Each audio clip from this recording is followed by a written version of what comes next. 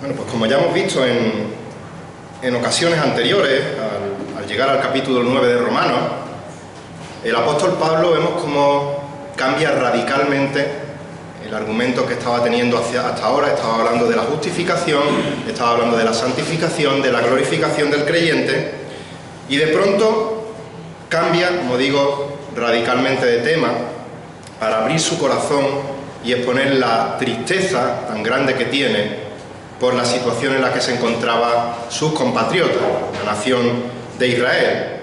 Él se entristece en gran manera al ver la incredulidad, la dureza, la infidelidad del pueblo del pacto, del pueblo de Dios, de los israelitas. Y esta tristeza vimos que le lleva a desear, si fuera posible, que sabemos que no es posible, pero le lleva a desear perder su propia salvación, en el caso de que él pudiera, para entregarla a sus compatriotas y que ellos fueran salvos.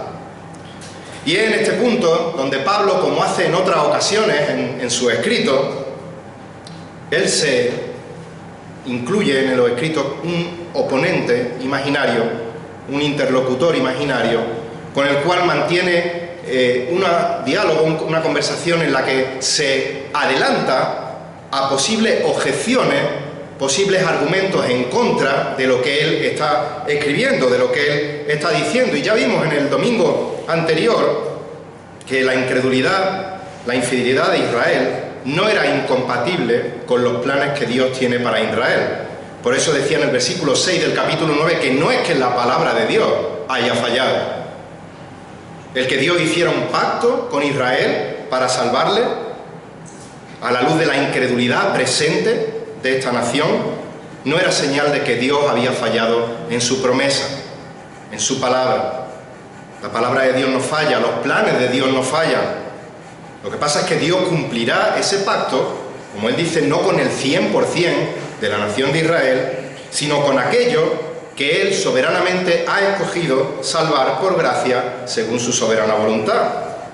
Y Pablo justificaba este argumento con varios ejemplos, con los ejemplos de la elección por parte de Dios de Isaac y no de Ismael, o la elección por parte de Dios de Jacob y no de Esaú.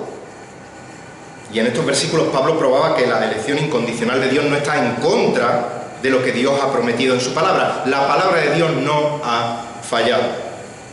Y es importante recordar algo que también recordábamos en cuanto a esta elección incondicional de Dios antes de entrar en nuestro texto de hoy, y es que la Biblia no enseña en ninguna parte que Dios escoge a personas para condenarlas. Dios escoge a personas para salvación, pero no escoge a personas para condenación. Dios dejó a Esaú para recibir lo que él justamente merecía por su pecado. Y ese juicio mismo lo merecía Jacob, lo merecía Abraham, lo merecía yo y lo merecíamos todos y cada uno de nosotros. Pero Dios en su soberana voluntad, por gracia, por su misericordia, escoge soberanamente salvar a Jacob, escoge salvar a Abraham, escogió salvarme a mí, y si eres salvo, ha escogido salvarte a ti. Ahora, aclarado esto, tenemos que ser sinceros, o por lo menos, entiendo que es el caso de todos, pero por lo menos hablo de mí mismo ahora mismo. Y es que en algún momento hemos sido incomodados con esta doctrina de la elección, de esta elección que Dios hace soberanamente. Yo he tenido que luchar en mi mente finita y afectada por el pecado, porque he tratado de reconciliar con mis pensamientos humanos, con mi lógica humana, cómo funciona la mente de Dios, lo cual es imposible. Y esto nos ha llevado, o por lo menos a mí me ha llevado en su momento, a hacerme varias preguntas, y son las mismas preguntas que Pablo se adelanta con este opositor imaginario para contestarlas, para rebatirlas. La primera pregunta la veremos hoy, y como digo, yo en su día me la hice, igual que la segunda, y la encontramos en los versículos 14 al 18 del Evangelio de Romanos, y la pregunta es la siguiente: ¿no es injusto que Dios decida escoger a unos para salvación sin que haya nada meritorio en esas personas y decida no escoger a otros dejándolos a su destino merecido? La segunda pregunta, que la veremos si Dios quiere en la próxima ocasión, la responderá en los versículos 19 a 24 y en la siguiente: si la elección de Dios es incondicional, ¿No es injusto que Dios haga responsable al hombre por rechazarle? Como digo, Pablo las va a responder las dos en Romanos capítulo 9. Esta segunda pregunta la veremos en la próxima ocasión, pero vamos a atender a esta primera pregunta en el día de hoy. ¿No es injusto que Dios decida escoger para salvación sin que haya nada meritorio en aquellos que escoge y decidan no escoger a otros, dejándolos a su justo destino? Así que os invito a abrir vuestra Biblia por Romanos capítulo 9 y vamos a leer los versículos 14 al 18. Romanos capítulo 9, versículos 14 al 18. Leo en la versión de las Américas y dice así la palabra de Dios. Romanos 9, 14. En base a todo lo que ya ha dicho el apóstol y que recordaremos ahora, dice: ¿qué diremos entonces? ¿Que hay injusticia en Dios? De ningún modo. Porque Él dice a Moisés: tendré misericordia del que yo tenga misericordia y tendré compasión del que yo tenga compasión. Así que no depende del que quiere ni del que corre, sino de Dios que tiene misericordia.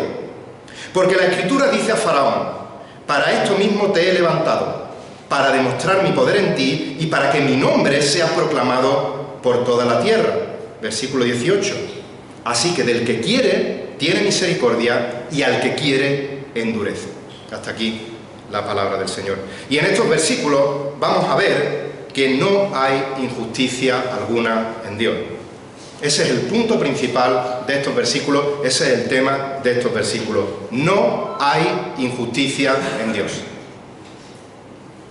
Si en los versículos anteriores vimos que la incredulidad, la infidelidad de Israel no es incompatible con los planes de Dios, en el texto de hoy vamos a ver que la elección incondicional de Dios tampoco es incongruente, tampoco es incompatible con el carácter de Dios.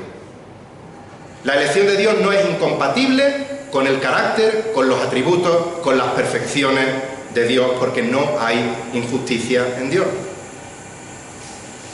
¿Qué diremos entonces?, comienza diciendo el apóstol. Y Pablo está haciendo referencia a lo que ha dicho justamente antes. ¿Qué diremos en cuanto a que Dios elige salvar a algunos pecadores por su soberana voluntad, sin que haya nada en ellos que le mueva o le influya a hacerlo, y deja a otro a su justo destino por causa de su pecado? ¿Qué diremos entonces? ¿Que hay injusticia en Dios? Y Pablo responde a esa pregunta de este oponente: de ninguna manera. Esta expresión de ninguna manera ya la hemos visto varias veces. Es la expresión griega me genoito y es una de las negaciones más enfáticas que encontramos en el griego. En Andalucía usamos una triple negación, que es la afirmación más enfática que podemos hacer en nuestro idioma: no ni nada. Eso es por supuestísimo que sí. Bueno, pues Pablo está haciendo la negación más enfática que existe en griego, me genoito, que sería por supuestísimo que no. No, no y no. Que tal cosa no acontezca significa de ninguna manera. Pablo rechaza rotundamente la mera posibilidad de que el carácter de Dios pudiera albergar injusticia, porque entonces dejaría de ser Dios. Que Dios escoja salvar de manera libre y soberana a quien Él quiere no es algo que vaya en contra de su justicia perfecta. La palabra de Dios es clara en que Dios es justo. Empezamos a leer la palabra y leemos en Génesis 18:25, que dice que el juez de toda la tierra no hará justicia. La respuesta es por supuesto que sí. Salmo 7:9 nos dice que Él es el Dios justo. Salmo 48, versículo 10, dice: oh Dios, como es tu nombre, y el nombre de Dios implica sus atributos, implica quién Él es. Como es tu nombre, así es tu alabanza hasta los confines de la tierra. Llena de justicia está tu diestra. Salmo 71, 19. Porque tu justicia, oh Dios, alcanza hasta los cielos. Tú que has hecho grandes cosas, oh Dios, ¿quién como tú? Salmo 116, al inicio del versículo 5, dice: clemente y justo es Jehová. Salmo 119, versículo 137, justo eres tú, Señor, y rectos tus juicios. Este mismo Salmo 119, en el versículo 142, dice: tu justicia es justicia eterna y tu ley, verdad. Otro ejemplo, Jeremías, capítulo 9, versículos 23 y 24. Jeremías 9:23 dice: así dice el Señor: no se gloríe el sabio en su sabiduría, ni se gloríe el poderoso de su poder, ni el rico se gloríe de su riqueza, mas el que se gloríe, gloríese en esto, de que me entiende y me conoce, pues yo soy el Señor que hace misericordia, derecho y justicia en la tierra, porque en estas cosas me complazco, declara Jehová. No hay duda alguna de que uno de los atributos, una de las perfecciones de nuestro Dios es su justicia perfecta. Por tanto, cualquier acusación de injusticia en cuanto a la elección soberana de Dios no tiene fundamento alguno. La doctrina de la elección es en muchas ocasiones motivo de desacuerdo, motivo de disputa, motivo de conflicto. Unos argumentan una cosa, otros argumentan lo contrario. Unos acusan es que tú eres seguidor de cierta tendencia humana, y el otro dice: sí, pero es que tú eres seguidor de este cierto otro pensamiento humano. Unos intentan argumentar con diferentes ejemplos de que si el agua hace tal cosa, o de que si en una heladería uno puede elegir ciertos helados pero no puede elegir otras cosas. Argumentos filosóficos, argumentos lógicos humanos, razonamientos incluso emocionales. Pero la pregunta es: ¿qué hace el apóstol Pablo para demostrarle a este oponente imaginario que de ninguna manera hay injusticia en Dios en cuanto a la elección? Pues Pablo hace lo que todos y cada uno de nosotros tendríamos que hacer cada vez que surge cualquier tema, este y cualquier otro tema que pueda ser controversial en cuanto a la lectura, el estudio de la palabra de Dios. Y fijaros qué complicado es lo que hace Pablo. Acude a la palabra de Dios. Versículo 15. Porque Dios dice a Moisés. No se va a enredar en argumentaciones humanas, no se va a enredar en palabrerías para intentar convencer al otro. Acude a la palabra de Dios. Y va a demostrar cómo en el Antiguo Testamento Dios es totalmente justo cuando soberanamente elige a quien salva, sin tener en cuenta sus obras, sin tener en cuenta sus méritos. Así que en el versículo 15 dice: porque Dios dice a Moisés: tendré misericordia del que yo tenga misericordia, y tendré compasión del que yo tenga compasión. El apóstol Pablo está citando el libro de Éxodo en el capítulo 33, versículo 19. ¿Qué dice exactamente Éxodo 33, 19? Está hablando Jehová y le dice a Moisés, Éxodo 33, 19: yo haré pasar toda mi bondad delante de ti y proclamaré el nombre del Señor delante de ti, y tendré misericordia del que tenga misericordia y tendré compasión del que tenga compasión. Pero para entender bien lo que Pablo está tratando de decir aquí al acudir al Antiguo Testamento, tenemos que entender el contexto en el que está diciendo el Señor estas palabras a Moisés. De manera que vamos a ver ese contexto muy por encima, pero para entender bien este versículo. Como digo, está citando Éxodo 33, pero nos tenemos que ir a Éxodo 31. Moisés está en el monte recibiendo las instrucciones de parte del Señor en el monte Sinaí. Está recibiendo estas dos tablas del testimonio, escritas directamente por el dedo de Dios, dice el capítulo 31, versículo 18 de Éxodo. Pero Moisés tarda en bajar del monte. Nos dice Éxodo 24, 18 que tardó 40 días y 40 noches. Y el pueblo, pues, empieza a preocuparse. El pueblo está viendo lo que está ocurriendo allí en el monte, está asustado, Moisés no llega, y en Éxodo 32 se les ocurre congregarse alrededor de Aarón y les pide que le haga un Dios con minúscula para poder adorarlo. Porque Moisés, quién sabe si se ha muerto. Y Aarón cede.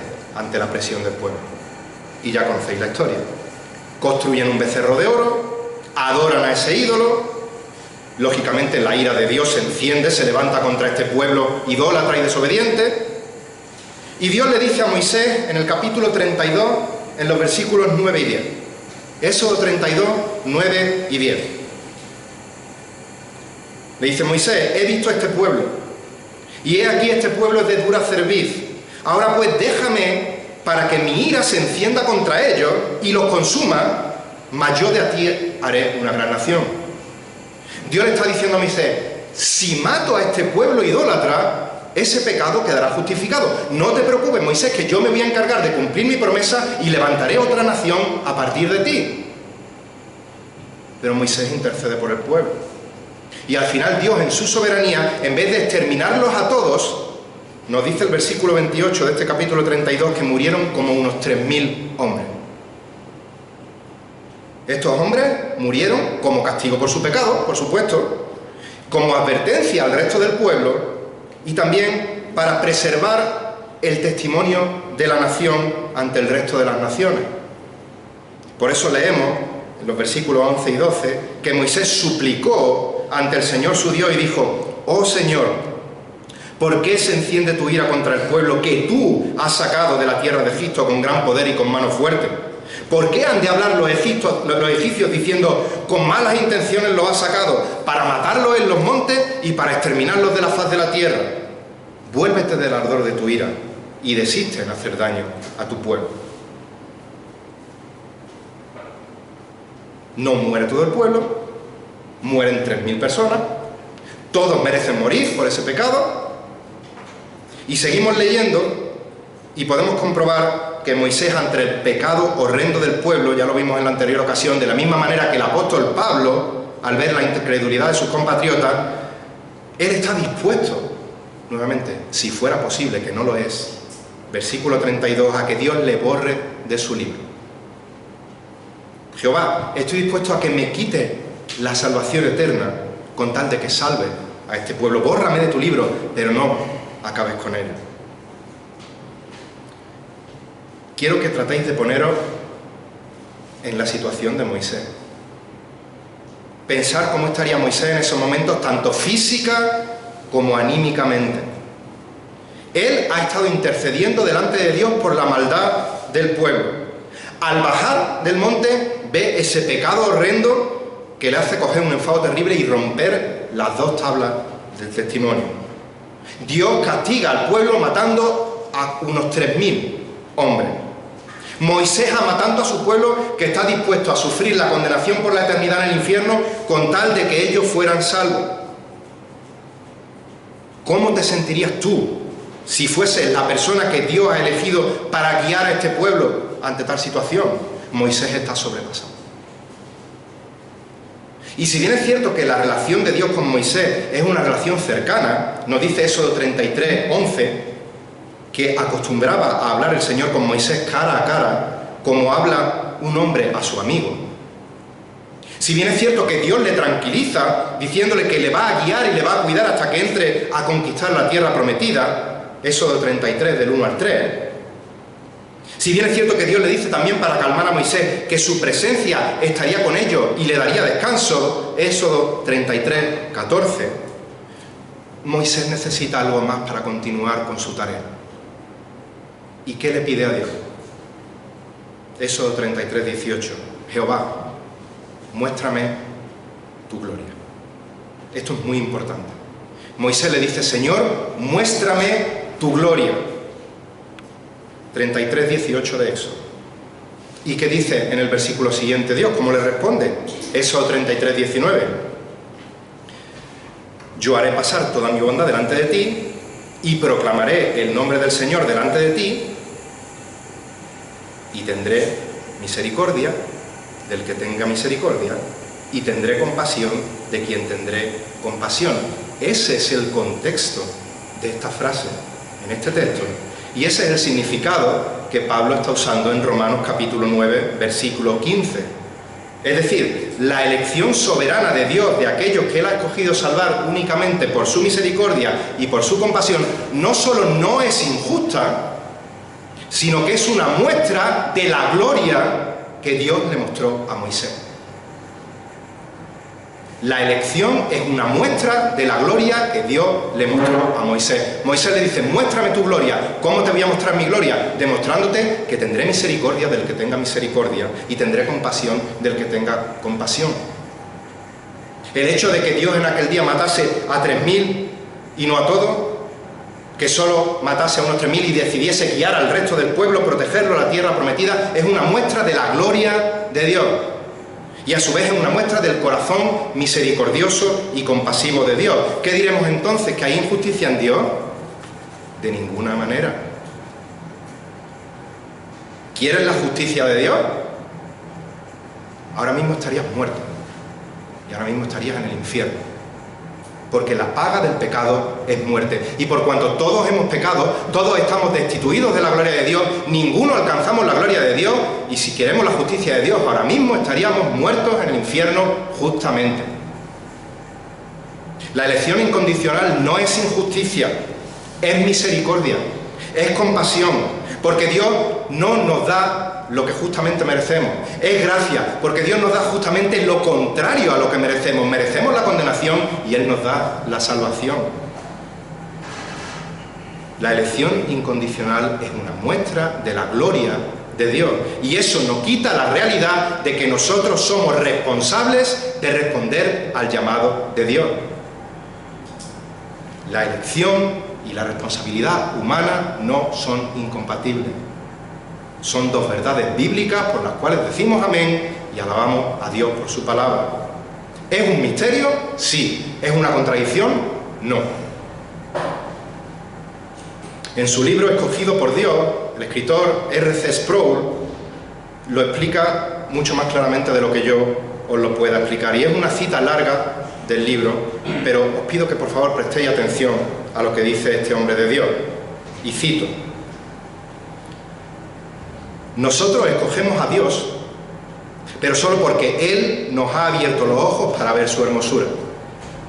Le amamos porque Él nos amó primero. Pero la cuestión permanece: ¿por qué salva Dios solamente a algunos? La única respuesta que puedo dar a esta pregunta es que no lo sé. No tengo ni idea de por qué Dios salva a algunos, pero no a todos. No dudo por un momento que Dios tenga poder para salvarlos a todos, pero sé que no escoge salvarlos a todos. No sé por qué. Una cosa sí sé: si agrada a Dios salvar a algunos y no a todos, no hay nada en ello que sea erróneo. Sigue diciendo Sproul: Dios no está obligado a salvar a nadie. Si Dios escoge salvar a algunos, en ninguna manera le obliga a salvar al resto. Una vez más, la Biblia, y yo añado no la filosofía, no argumentos humanos, la Biblia, y sigue diciendo él, insiste que la prerrogativa divina de Dios es tener misericordia de quien quiera tener misericordia. La alarma que se oye gritar en este punto es: eso no es equitativo. ¿Pero qué se da a entender por equidad aquí? Si por equidad queremos decir igualdad, entonces desde luego la protesta es aceptable. Dios no trata a todos los hombres por igual. Nada podría estar más claro en la Biblia que eso. Dios se le apareció a Moisés de una manera que no se le apareció a Hammurabi. Dios concedió a Israel bendiciones que no le concedió a Persia. Cristo se apareció a Pablo en el camino a Damasco de una manera que no se manifestó a Pilato. Dios simplemente no ha tratado a todo ser humano en la historia exactamente de la misma manera. Eso es obvio. Probablemente, sigue diciendo Sproul, lo que se quiere decir aquí por equidad en la protesta es justicia. No parece justo que Dios escoja a algunos para recibir su misericordia, mientras que otros no reciben el beneficio de la misma. Para tratar ese problema debemos llevar a cabo una breve pero importante reflexión. Damos por supuesto que todos los hombres son culpables de pecado a los ojos de Dios. De esa masa de humanidad culpable, Dios decide soberanamente conceder misericordia a algunos. Y aquí viene la reflexión: ¿qué recibe el resto? Y Sproul responde: recibe justicia. Los salvados reciben misericordia, los no salvados reciben justicia. Y termina diciendo, nadie recibe injusticia. Fin de la cita. Los salvados reciben misericordia, los no salvados reciben justicia, nadie recibe justicia. ¿Qué diremos a esto? ¿Que Dios es injusto? ¿Que hay injusticia en Dios? De ninguna manera. Y a la luz de lo que vemos en la palabra, ¿de verdad podemos seguir, o puedo yo seguir pensando que Dios me ha escogido a mí y no a otro, porque en su omnisciencia vio que mi corazón sería receptivo a Él, y en base a mi decisión, Él decidió escogerme? La palabra de Dios es clara, pero Pablo no quiere dejar ningún fleco, ninguna duda para argumentos procedentes de la lógica humana.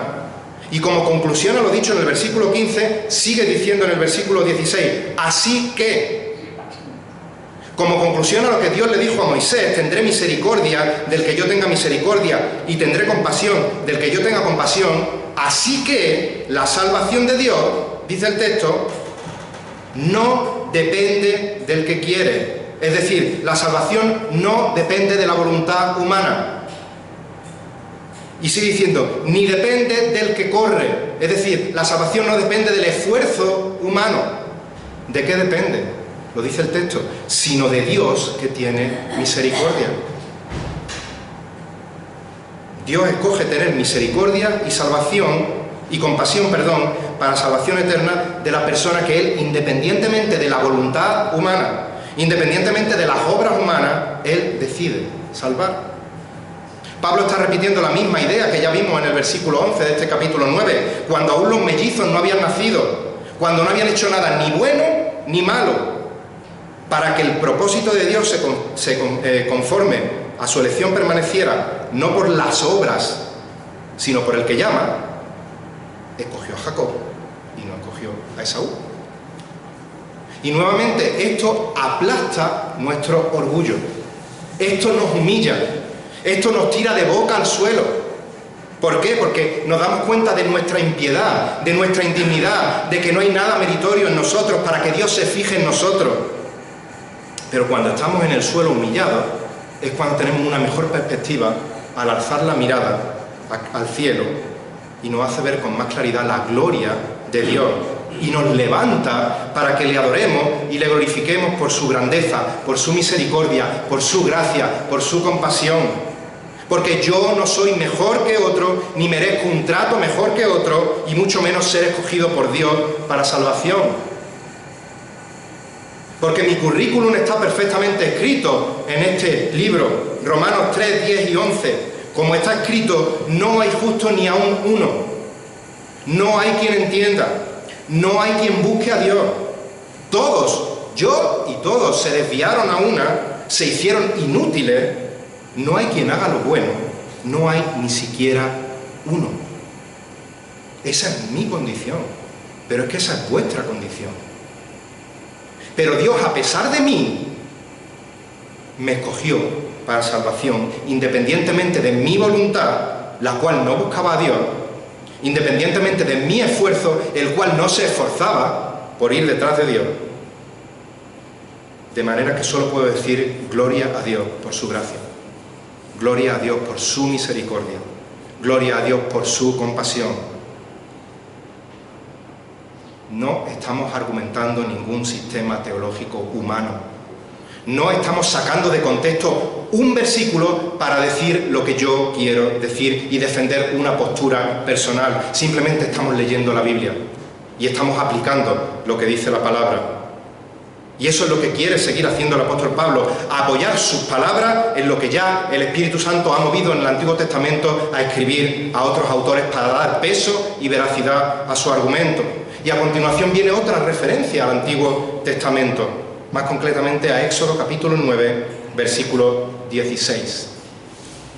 Dice Romanos 9, 17, porque la Escritura dice a Faraón. Es la Escritura, es Dios mismo el que dijo lo que Pablo va a escribir ahora. No podemos acostumbrarnos a tener este libro en las manos como si fuera una mera novela. Cada vez que abrimos este libro y leemos este libro, es Dios el que está hablando por medio de su palabra. No podemos perderlo de vista nunca. De ahí la necesidad de un estudio serio, sincero, profundo, aislado de prejuicios de lo que Dios dice en su palabra. Porque la Escritura dice a Faraón: para esto mismo te he levantado. El verbo levantar tiene la connotación de poner al frente de.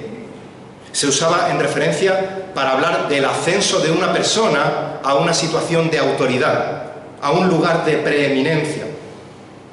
Este versículo, por cierto, nos demuestra también que Dios es el único gobernante soberano que hay sobre la tierra, y que todos y cada uno de los gobernantes que se encuentran ejerciendo autoridad a lo largo del mundo, nos gusten más o nos gusten menos, sean más o menos corruptos, están ahí porque Dios los ha levantado a esa posición de autoridad. Dios les ha permitido estar ahí porque Dios tiene un propósito para ellos. Y sus gobiernos, a pesar de que puedan ser desastres, muchos de ellos están llevando a cabo el que haya guerra, el que haya hambruna, el que haya muerte. No podemos perder de vista que están puestos ahí porque Dios permite que estén ahí, porque Dios ha levantado a esos gobernantes a esa posición de poder. Por eso la palabra de Dios, por medio del apóstol Pablo, no nos manda a insultar a nuestros gobernantes, no nos manda a levantarnos en rebelión contra nuestros gobernantes, sino que dice Romanos 13:1: sométase toda persona a las autoridades que gobiernan, porque no hay autoridad sino de Dios, y las que existen por Dios son constituidas. Por supuesto que ese sometimiento tiene dos excepciones. Si nos mandan a hacer algo que nos prohíbe la palabra de Dios, no me someto a ese gobernante. Si me prohíben algo que sí nos manda la palabra de Dios y nos prohíben que lo hagan, no me someto a ese gobernante. Pero salvo estas dos excepciones, por malos, por crueles, por injustos, por corruptos que sean, Dios no solo nos manda a someternos a las autoridades, sino que dice 1 Timoteo 2:2 que oremos por nuestras autoridades. Y volviendo al versículo 17, la Escritura, es decir, Dios mismo le dice a Faraón: para esto mismo te he levantado. Faraón era la persona más poderosa, humanamente hablando, que había sobre la faz de la tierra en aquellos momentos. Por supuesto, él pensaría que todo lo que él hace lo había conseguido por sus propios méritos, por sus propias fuerzas, y que podría hacer, dicho vulgarmente, lo que le diera la real gana. Pero Faraón no era consciente de que él solo estaba gobernando porque Dios se lo estaba permitiendo. Porque Dios en su soberanía lo había levantado a esa posición de poder. Y con ello era Dios el que estaba llevando a cabo sus propósitos, no Faraón. En concreto, dos propósitos se nos dice en este versículo. Por un lado, el propósito de demostrar su poder en él, el poder de Dios en Faraón. Y el segundo propósito por el que Dios levanta a Faraón, nos dice el versículo, que es para que el nombre de Dios fuera proclamado por toda la tierra. Como hemos dicho, Pablo está citando Éxodo 9:16, pero nuevamente es bueno que no veamos un solo versículo, sino que veamos el contexto de lo que está sucediendo aquí. Porque dice Éxodo 9:16 literalmente: pero en verdad, por esta razón te he permitido permanecer, para mostrarte mi poder y para proclamar mi nombre sobre toda la tierra. Pero este permitido permanecer, ¿qué significa? Te he permitido por esta razón que sigas con vida. ¿Cómo lo sabemos? Porque de las 10 plagas que hubo en Egipto, cuando dice esto, solo habían ocurrido 6 de ellas. De manera que Dios le está diciendo: mira, Faraón, te podía haber quitado en medio en la primera, te podía haber quitado en medio en la segunda, te podía haber matado en la cuarta plaga. Por eso dice en el versículo 15 de Éxodo 9: porque si yo hubiera extendido mi mano y te hubiera herido a ti y a tu pueblo con pestilencia, ya habría sido cortado de la tierra. Dios podía haber terminado con Faraón desde el minuto 1, igual que con cualquier gobernante abominable que pueda haber ahora mismo en cualquier nación. Pero Dios levanta a Faraón y permite que siga vivo Faraón. ¿Para qué? Para mostrar su poder y para proclamar su nombre por toda la tierra. Con las plagas que mandó contra Egipto, Dios demostró su poder y control absoluto sobre la creación. y además su nombre, es decir, como ya hemos dicho, quién es Dios, sus atributos, su poder, iba a ser proclamado por todos los rincones de la tierra. Y se cumplió el propósito de Dios. Un ejemplo mismo, bueno, hoy mismo seguimos hablando de Faraón. Y en la escuela dominical le seguimos enseñando a nuestros niños cómo Dios es poderoso y lo que hizo con Faraón. Pero en Josué capítulo 2, versículos 9 y 11, cuando Rahab esconde a estos espías en Jericó, que Josué había mandado, dice Josué 2, 9 y 11, dice Rahab: sé que el Señor os ha dado toda la tierra, y que el terror vuestro ha caído sobre nosotros, y que todos los habitantes de la tierra se han acobardado ante vosotros. ¿Por qué? Sigue diciendo: porque hemos oído cómo el Señor secó el agua del Mar Rojo delante de vosotros cuando salisteis de Egipto, y de lo que hicisteis a los dos reyes de los amorreos que estaban al otro lado del Jordán, a Sehón y a Og, a quienes destruisteis por completo. Y cuando lo oímos, se acobardó nuestro corazón, no quedando ya valor en hombre ya alguno por causa de vosotros, porque el Señor vuestro Dios es el Dios de arriba de los cielos y de abajo en la tierra. Se estaba proclamando el poder de Dios todos los confines de la tierra por lo que hizo con Faraón. El propósito de Dios se estaba cumpliendo con Faraón. Y después de haber dicho esto, fijaos cómo concluye Pablo este versículo 18. Así que, dice la Reina Valera, de manera que, en base a lo que acaba de decir en el versículo 17, en cuanto a que Dios levantó a Faraón para cumplir el propósito de mostrar su poder y que su nombre fuera proclamado por toda la tierra, así que del que quiere tiene misericordia y al que quiere endurece. Dios es soberano, queriendo mostrar su poder, teniendo misericordia de Israel al liberarles de Egipto, y al mismo tiempo es soberano mostrando su poder, llevando a Faraón a endurecerle para mostrar su gloria a todas las naciones. Y yo sé que cuando escuchamos la palabra endurecer, es como si cogiéramos un tenedor contra un plato y chirriase en nuestros oídos. Pero tenemos que tener claro lo que no significa endurecer. Que Dios endureció el corazón de Faraón no significa que Faraón quería creer en Dios, por favor, quiero creer en ti, y Dios le dijo, no, endurezco tu corazón. Eso no significa endurecer. Que Dios endurece al que quiere, como dice este versículo de Romanos, no significa que hay personas que quieren confesar a Cristo y Dios no escucha sus peticiones, les endurece y les obliga a no creer. Eso no es endurecer. Que Dios endurece al que quiere no significa que hay personas que quieren confesar a Cristo como Señor y Salvador de su vida, pero Dios no se lo permite. Eso no significa endurecer. Que Dios endurece al que quiere no significa que Dios fuerza a pecar a nadie, porque dice Santiago 1:13 que Dios no puede ser tentado por el mal y Él mismo no tienta a nadie. A lo largo de la lectura de esta historia en Egipto y de la liberación de Egipto y de las plagas, vemos por un lado, como se nos dice en varias ocasiones, y Faraón endureció su corazón, y en otras ocasiones dice, y Jehová endureció el corazón de Faraón. Y esta tensión en la Escritura es algo que yo no soy capaz de explicar, pero es palabra de Dios. Y como hoy veíamos al inicio de la predicación, no hay injusticia en Dios. Si Dios lo hizo de manera justa. Y Dios no fue injusto en tratar a Faraón como Faraón se merecía. Igual que no hubiera sido injusto si en su soberana voluntad hubiera decidido salvar a Faraón. Por tanto, Dios es justo y soberano tanto cuando trata al ser humano con misericordia como cuando trata al ser humano con justicia. Y por tanto por una actuación como por la otra, Dios es digno únicamente de toda la gloria, de toda la alabanza y de toda la adoración. Permitidme que os ponga el ejemplo de un predicador que lo ilustraba muy gráficamente, como siempre, con las limitaciones que tiene una ilustración. Él decía, imagínate que 5 personas que tú conoces planean robar un banco. Tú te enteras del plan, los invitas a tu casa, les ruegas que no lo hagan, pero ellos te ignoran, te apartan de un manotazo y se van de tu casa para llevar a cabo sus planes. Pero en el último momento coges a uno de ellos hacia atrás, le cierras la puerta, lo encierras y lo atas a la pata de tu cama. Los otros van, cometen el robo del banco con tan mala sombra de que en el robo matan a uno de los vigilantes. Son capturados, son juzgados y son condenados a muerte y son ejecutados. La pregunta es,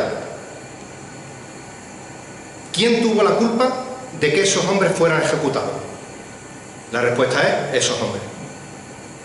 Pero hay otra pregunta, ¿y qué del otro? ¿Acaso sigue vivo porque era mejor que los otros 4? No. La razón es porque de que ese hombre siga vivo y en libertad es que tú le agarraste y le detuviste. Dios quiso en su soberana voluntad que Faraón se fuera a robar el banco.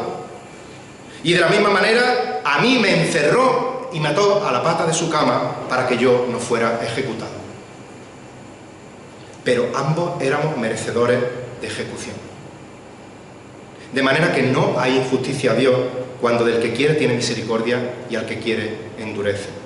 La palabra endurecer en este contexto significa insensibilizar espiritualmente, ser espiritualmente insensible.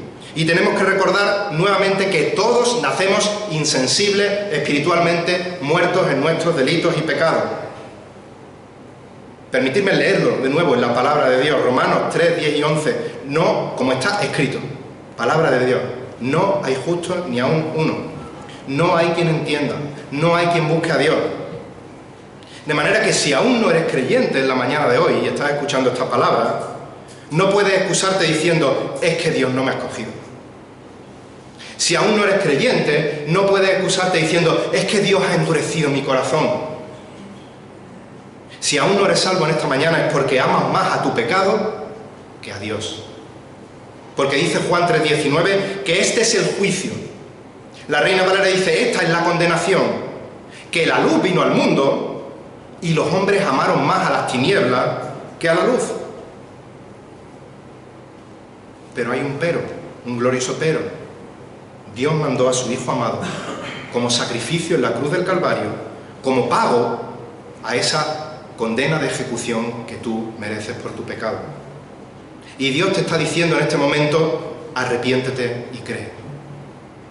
Ven a Cristo por fe, pidiéndole perdón por tus pecados, confiésale como Señor y Salvador de tu vida, porque hoy es día de salvación. No endurezcas tu corazón. Responde al llamado del Señor, humíllate en arrepentimiento de fe, cree en el Señor Jesucristo y serás salvo. De la misma manera que vimos en la predicación anterior que Dios escogió amar a Jacob para cumplir la promesa que le hizo a Abraham y que Dios dejó a Esaú para recibir lo que él merecía, el juicio por su pecado. Con el ejemplo de Faraón vemos como Dios escoge a algunos para darle una misericordia que no merecen, mientras que endurece a otros para darles la justicia que sí merecen. Pero lo que está claro, mis queridos hermanos, es que no hay injusticia alguna en Dios. La elección es cuestión de gracia, es cuestión de misericordia, no es cuestión de injusticia. Y nuevamente, como dije en la anterior ocasión y terminamos, lo difícil no es entender por qué Dios endurece a Faraón. Lo difícil no es entender por qué Dios no escoge a Saúl. Lo difícil es entender, lo imposible es entender humanamente cómo Dios escoge a algunos para darle lo que no se merece. Cómo Dios escoge a algunos para mostrarles su gracia, para mostrarles su misericordia, sabiendo que el coste iba a ser la sangre preciosa de su Hijo Jesucristo derramada en la cruz del Calvario. Pero ese es nuestro Dios. Ese es el amor de Dios, mis queridos hermanos, esa es la gracia de Dios. Que Dios bendiga en sus corazones la palabra predicada, que nos mueva a morir a nuestro yo y a alabar a Dios por su poder, por su misericordia, por su compasión, por su gracia, y que la obra transformadora que ha realizado en nuestros corazones por el poder del Espíritu nos lleve a proclamar por todas las naciones de la tierra su poder y a exaltar su nombre hasta lo último de la tierra. A Él sea la gloria. Vamos a orar. Señor, estamos agradecidos por tu palabra. Estamos agradecidos por tu gracia, Señor. Gracias porque tú nos amaste primero, Padre. No podemos entender por qué nos amaste, pero sí podemos darte gracias cada momento por esa obra tan preciosa de tu Hijo Jesucristo en la cruz del Calvario a nuestro favor, Señor. Ayúdanos a morir a nuestro yo. Ayúdanos a ser humildes, Señor, a aceptar lo que tú nos dices en tu palabra, lo entendamos mejor o peor. Sabemos que eres un Dios justo, que no hay injusticia alguna en ti, Señor. De manera que cada vez que abrimos tu libro, cada vez que abrimos tu palabra, cada vez que tú nos estás hablando, que tu Santo Espíritu ilumine nuestro entendimiento y nos haga ser receptivos a lo que tú nos quieres decir, Padre. Y que eso nos ayude cada día en nuestra vida de santificación a madurar más, a buscar obedecerte más, a buscar alinear nuestra voluntad con la tuya, Señor, y que el objetivo último, o el objetivo primero, mejor dicho, sea darte la gloria a ti, y que también tu iglesia pueda ser edificada y tu evangelio pueda salvar a los perdidos. Esto oramos dándote las gracias y dándote toda la gloria, en el nombre de Jesús. Amén.